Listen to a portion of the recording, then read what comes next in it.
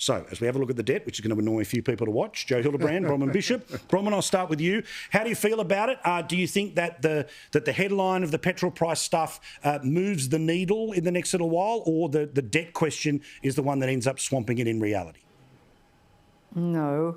I think the cut in the excise will have an immediate impact. And as you know, I've been saying, just looking at the way John Howard dealt with cutting the excise on fuel worked for him, and it can work again. And it has a double effect. Not only does it reduce the cost of the filling up your tank, but it also cuts down the cost of your lettuce in the supermarket, or your cauliflower, or your carrots, because all those things have to be transported by truck, basically, and they're using good old fossil fuels, i.e.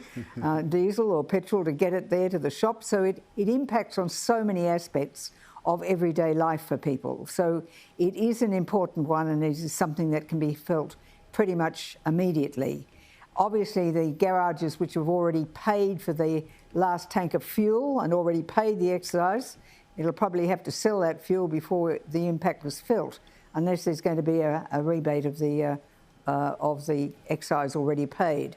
But the other thing that I think is very important is the $250 payment to 6 million Australians. This is to pensioners and carers and everybody who's in receipt has those categories which attract these sorts of payments.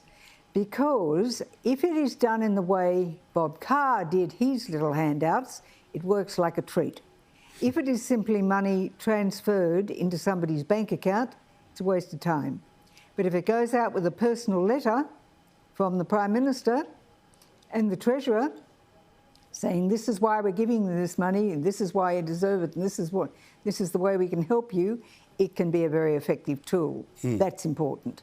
So is the offset and the increase in the low to middle income earners offset, because it is targeting those seats of people who are aspirational, and it's targeting those people with those particular issues. So I think it's got some strong selling points. If we're going to talk about debt, you know what I have to say. We've got to get out that big red pencil and start getting rid of waste.